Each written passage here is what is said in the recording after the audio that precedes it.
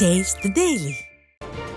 வையத்துள் வாழ்வாங்கு வாழ்பவன் வானுரையும் தெய்வத்துள் வைக்கப்படும் என்றார் வள்ளுவர்.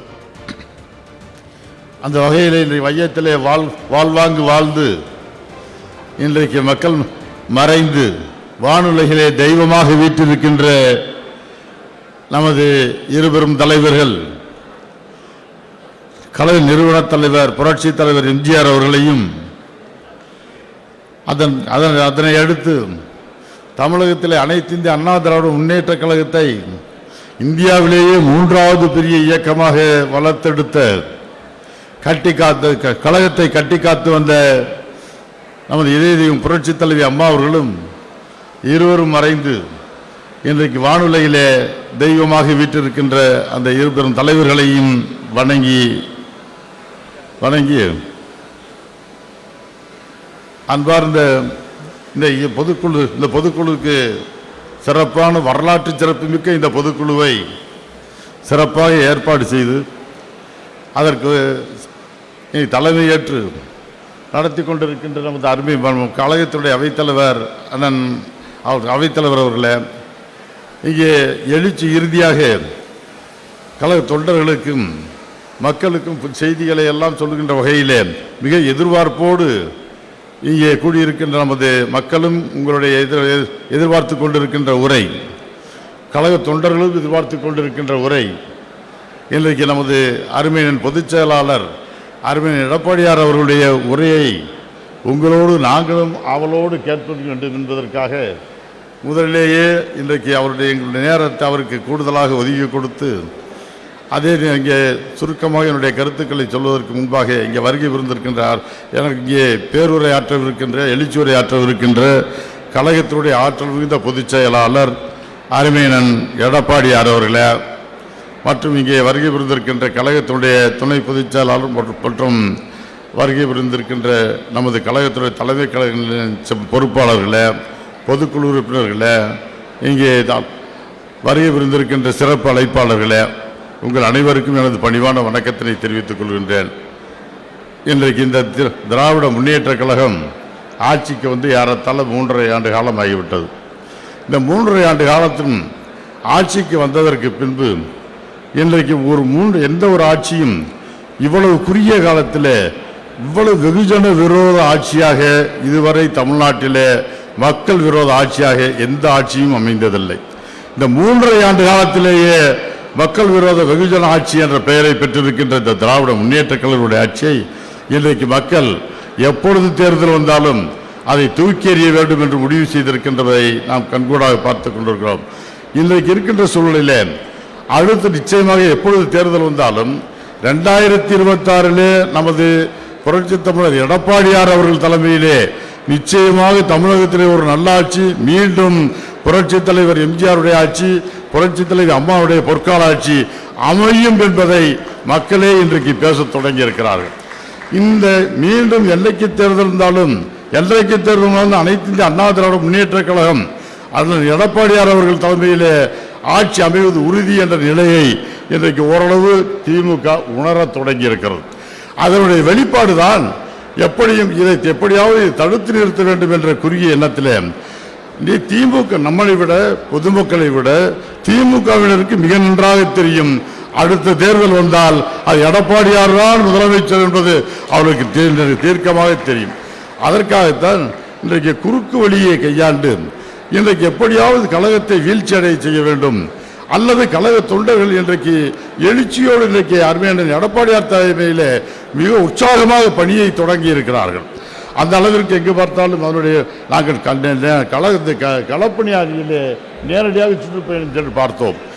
எல்லா இடங்களிலும் மாவட்டங்களிலும் சென்ற இடங்களிலெல்லாம் அந்த களப்பணி ஆய்வுக்காக இங்கே களப்பணி ஆய்வுக்காக சென்றிருந்த இடத்தில் பார்க்கின்ற பொழுது எவ்வளவு உற்சாகமாக நிர்வாகிகள் கலந்து கொண்டார்கள், எவ்வளவு ஆர்வமாக கலந்து கொண்டார்கள், ஒரு நம்பிக்கையோடு கலந்து கொண்டார்கள். அடுத்த ஆட்சி நமது ஆட்சிதான் என்ற நம்பிக்கை அவருக்கு வந்ததனுடைய வெளிப்பாடு தான். அவ்வளவு ஆர்வமாக இன்றைக்கு அனைவரும் கலந்து கொண்டார்கள். அந்த அளவிற்கு இன்றைக்கு எங்கு பார்த்தாலும் பேசத் தொடங்கி இருக்கிறார்கள். இதை பார்த்து திராவிட முன்னேற்ற கழகம் இன்றைக்கு அச்சப்பட்டு அதனுடைய விளைவாக எப்படியாவது இந்த தொண்டருடைய உற்சாகத்தை எழுச்சியை குறைக்க வேண்டும், குறைத்து மதிப்பிட வேண்டும் என்ற கருதி இன்றைக்கு எங்கு பார்த்தாலும் புதிய ஒரு பொய் பிரச்சாரத்தை கிளப்பி இருக்கிறார். எங்கு பார்த்தாலும் நடக்காத அனைத்து எப்பொழுது திமுக எங்களுடைய இலக்கு 200 சீட் என்று இன்றைக்கு ஒரு பிரச்சாரத்தை கிளப்பி அதையெல்லாம் எதற்காக என்று சொன்னால் அது 200 சீட் அல்ல, 20 சீட்டு கூட அவர்களுக்கு வராது என்பது அவர்களுக்கு நன்றாகவே தெரியும். நான் இன்னும் சொல்லுகிறேன், ஒரு சட்டமன்ற எதிர்க்கட்சி என்ற அந்தஸ்தை பெற வேண்டும் என்று சொன்னால், சட்டப்படியாக பெற வேண்டும் என்று சொன்னால் 10ல் 1 பாகம் இங்கே வெற்றி பெற வேண்டும். அந்த திமுக இன்றைக்கு மீண்டும் இங்கே எதிர்க்கட்சி அந்தஸ்தை பெற வேண்டும் என்று சொன்னால் 24 சீட்டில் வெற்றி பெறணும். நிச்சயமாக திமுக 24 சீட்டில் வெற்றி பெற்று தமிழ்நாட்டிலே ஒரு எதிர்க்கட்சி அந்தஸ்தை கூட பெற முடியாது என்ற நிலைதான் உண்மையான நிலை இருக்கிறது. அதை மூடி மறைப்பதற்காக இன்றைக்கு ஊடகங்கள்லாம் இன்றைக்கு இட்டுக்கட்டி அனைத்து இந்திய அண்ணா திராவிட நாங்கள் 200 இடங்களை பெறுவோம் என்பதை போல ஒரு தோற்றத்தை ஏற்படுத்துகிறார். ஒரு மாய தோற்றம். இப்படி எதற்கெடுத்தாலும் இன்றைக்கு அதே போல எங்கு பார்த்தாலும் இன்றைக்கு 10 பேர் கூடுற இடத்துல பார்த்தீங்கன்னா இன்றைக்கு இந்த ஆட்சியை ஒப்பிட்டு பேச தொடங்கி இருக்கிறார்கள். தேர்தல் நெருங்க நெருங்க இது களம் இங்கே மாறி நமக்கு சாதகமாக நாளுக்கு நாள் இங்கே வந்து கொண்டே இருக்கிறது. சாதகமாக சூழ்நிலை உருவாகி கொண்டிருக்கிறது. இதை காரணம் சென்ற முறை 40 நாடாளுமன்ற தொகுதியில் வெற்றி பெற்றோம் என்ற இருமாப்பில் அவர்கள் இன்றைக்கு அடுத்த தேர்தலிலும் நாங்கள் வெற்றி பெறுவோம் என்று சொல்கிறார்கள். அன்றைக்கு நாடாளுமன்ற தேர்தல் என்பது ஒரு அது வேறு, அந்த களம் அது ஒரு மக்களுடைய மனநிலை வேறு. அன்றைக்கு இருந்த சூழ்நிலையில் மத்தியிலே ஆட்சி பொறுப்பில் வரக்கூடியவர் அன்றைக்கு மோடியா ராகுலா என்ற அந்த 2 அவர்களுக்குள்ள இருந்த போட்டியின் காரணமாக அன்றைக்கு நமது மாநில அரசை பற்றி நினைக்கவில்லை. திமுக ஆட்சிக்கு கொடுத்த நற்சான்றிதழாகவும் இல்லை. அன்றைக்கு மோடி வரக்கூடாது என்பதற்காக காங்கிரஸ் கூட்டணிக்கு வாக்களித்தார்கள். அதனுடைய காரணம் அதில் திமுக மஞ்சள் குளித்து விட்டது. ஏதோ அந்த ஆட்சிக்கு நற்சான்றிதழ் கொடுத்தது போல சான்றிதழ் கொடுத்தது போல அவர்கள் எடுத்துக்கொண்டு இன்றைக்கு அகம்பாவமாக அடுத்தும் நாங்கள் தான், அதுக்கு எந்த தேர்தல் இருந்தாலும் நாங்கள் தான், ஏதோ தொடர் தோல்வியை இந்த திமுக அண்ணா திமுக சந்தித்துக் கொண்டு இருக்கிறது என்பதை போல திமுக இன்றைக்கு பொய் பிரச்சாரத்தை செய்து விட்டார்கள். நான் அவர்களுக்கு சொல்லிக் கொள்வேன், தொடர் தோல்வி எல்லாம் திமுக 13 ஆண்டு காலம் தொடர் தோல்வியை சந்தித்தது.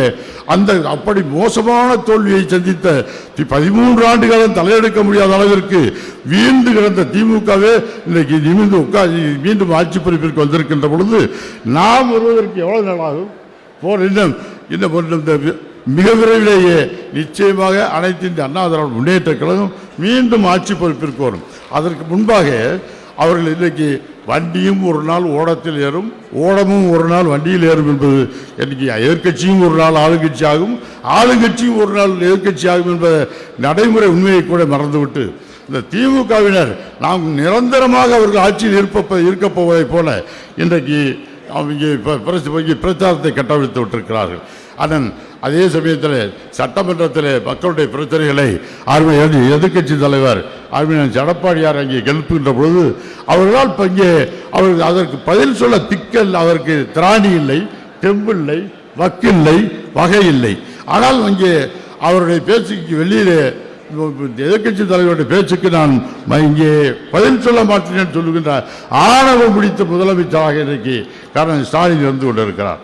ஆக அப்படிப்பட்ட ஆணவத்திற்கு அது முற்றுப்புள்ளி வைக்கின்ற வகையில் இன்றைக்கு சாதனை நாயகனாக இன்றைக்கு நான் பெருமைக்காக சொல்லவில்லை, எடப்பாடியார் மற்றும் இன்றைக்கு தலைமையிலேயே நம்ம தலைமை பொறுப்பிற்கு கழகத்திற்கு தலைமை பொறுப்பிற்கு வரவில்லை என்று சொன்னால்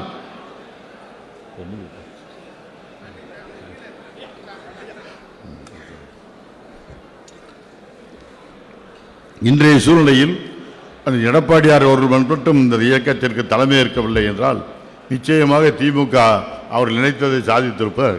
ஆனால் இன்றைக்கு திமுகவிற்கு சிம்ப சொப்பனமாக திமுகவை மீண்டும் எதிர்க்கட்சி அந்தஸ்து கூட பெற முடியாத அளவிற்கு அவரை வீழ்த்துகின்ற சக்தி கிடைத்தவராக இன்றைக்கு அருமையான எடப்பாடியார் அவர்கள் இன்றைக்கு உருவாக்கி இருக்கிறார். ஆகவே இன்னும் எனக்கெல்லாம் ஒரு ஆச்சரியம் என்னன்னுட்டா, அவரோடு அங்கே அம்மாவின் அமைச்சரவையிலும் நாங்கள் இங்கே பணியாற்றி இருக்கிறேன், அதே போல் இங்கே சேர்ந்து பணியாற்றி இருக்கிறோம்.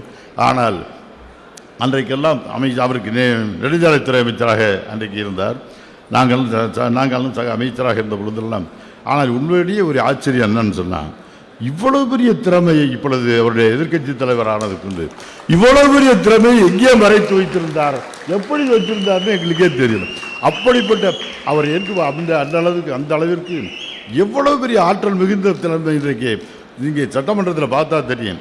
இங்கே ஊடகங்கள் சொன்னது போல ஊடகங்கள் அதில் முழுமையாக வெளிக்கொணர்வதில்லை. அங்கே அவருடைய சாட்டை, அவருடைய ஆர்கியூமெண்ட், அங்கே அவருடைய விவாதம், அவருடைய ஆற்றல் அவ்வளவு பெரிய ஆற்றலோடு திறமையோடு இன்றைக்கு அந்த சட்டமன்றத்தில் இவ்வளவு எதிர்கொள்வார் என்பதை எல்லாம் உங்களுடைய எங்களுக்கெல்லாம் மிகுந்த ஆச்சரியம். அப்போ ஆனால் அதே சமயத்தில் ஊடகங்கள் திட்டமிட்டு அவருடைய இன்றைய புகழை மறைக்கிறார்கள். அவருடைய திறமையையும் அவருடைய தகுதியையும் இன்றைக்கு மறைத்து, ஆனாலும் கூட என்னதான் மறைத்தாலும் இன்றைக்கு இந்த திமுகவுடைய அவருடைய திறமைக்கு ஈடு கொடுக்கவே முடியாது என்பதை தெரிவித்து இதனுடைய வெளிப்பாடு பாருங்க. தேர்தல் நெருங்க அவர் இன்னும் வீறு கொண்டு எழுந்து நிச்சயமாக தமிழகத்தில் மீண்டும் அம்மாவுடைய ஆட்சியை உருவாக்கி இன்றைக்கு தமிழகத்தில் ஒரு பொற்கால ஆட்சியை நடத்த நிச்சயமாக கொடுப்பார் என்பதை தெரிவித்து இந்த வெகுஜன விரோத ஆட்சி, அம்மா அவர்கள் ஆட்சியிலே கொண்டு வந்த திட்டங்கள், தலைவர் ஆட்சியிலே கொண்டு வந்த திட்டங்களை எல்லாம் மூடி நிறுத்தி இருப்பதையெல்லாம் மீண்டும் அவர் அண்ணனுடைய தலைமையிலே மீண்டும் முதலமைச்சர் ஆட்சிக்கு வந்து அந்த திட்டங்களை எல்லாம் மீண்டும் தொடங்கிய புதிய எழுச்சியோடு புதிய இங்கே அந்த திட்டங்கள்லாம் செயல்படுத்தப்படும் என்பதை தெரிவித்து அதோடு மட்டுமல்லாமல் புதிய திட்டங்களையும் செயல்படுத்துவார். நிச்சயமாக தமிழகத்திற்கு ஒரு விடிவு காலம் மீண்டும் வர வேண்டும் என்று சொன்னால் அருமையின் எடப்பாடியார் தலைமையிலே பொற்கால ஆட்சி அமைந்திட வேண்டும். அதற்காக நாம் அத்தனை பேரும் சூழ்நிலையேற்று பணியாற்றிட வேண்டும். கழகம் மிகச்சிறப்பாக இன்றைக்கு பணியாற்றி கொண்டிருக்கிறார். இன்றைய கழகத்தில் இருப்ப உச்ச தொண்டர்களும் இன்றைக்கு ஆர்வத்தோடு எழுச்சியோடு ரொம்ப உற்சாகமாக இன்றைக்கு பணி செய்ய தொடங்கி இருக்கிறார்கள். ஆகவே நிச்சயம் இன்றைக்கு தன்னம்பிக்கையோடு நமக்கு தேவையெல்லாம் தன்னம்பிக்கை, விடாமுயற்சி.